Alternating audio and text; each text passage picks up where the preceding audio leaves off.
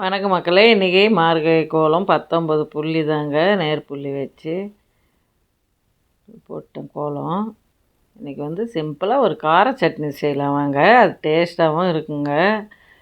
கடாயில் எண்ணெய் ஊற்றிக்கோங்க. காரத்துக்கு ஏற்ற மாதிரி காஞ்ச மிளகாய் போட்டுக்கோங்க. நான் கலருக்கு 2 காஷ்மீர் மிளகாய் போட்டுக்கினேன். நல்லா பொன்னேரமாக வறுத்துக்கோங்க. சீரகம் கொஞ்சம் போடுங்க. சீரகம் பொரியட்டும். மிக்ஸி ஜாருக்கு மாற்றிக்கோங்க. நல்லா வறுப்பட்டதை மிக்ஸி ஜாருக்கு மாற்றிக்கின்னு ஆற விடுங்க. அதே கடாயில் வெங்காயம் போட்டுக்கோங்க. நான் 3 வெங்காயம் போடுறேங்க. அது வெங்காயம் நல்லா வதங்கட்டும். ஒரு இட்லி சாப்பிட்றவங்க கூட 4 இட்லி சாப்பிடுவாங்க இந்த கார சட்னி. அவ்வளோ டேஸ்ட்டாக இருக்கும். தக்காளி போட்டுக்கோங்க. 3 தக்காளி 3 வெங்காயம் போட்டுங்க.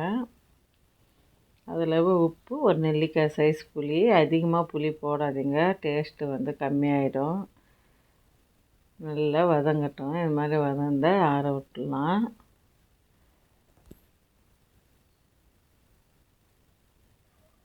சூப்பரான கார சட்னிங்க, அவ்வளோ டேஸ்ட்டாக இருக்கும். ஒரு தாளிப்பு கொடுத்துடலாம். கடாயில் எண்ணெய் ஊற்றி கடுகு உளுத்தம் பருப்பு கருவேப்பிலை போட்டு தாளித்து கொட்டி சாப்பிட்டு தான் பாருங்களாம். இட்லி பத்தாது, கொஞ்சமாக செய்யாதீங்க, ரொம்ப செஞ்சு குழந்தைங்களுக்கு கொடுங்க.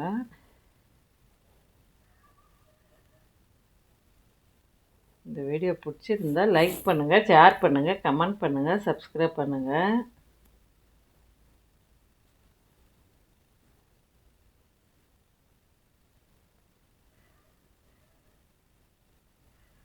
இன்றைக்கி கார சட்னி ரெடி ஆயிடுச்சு.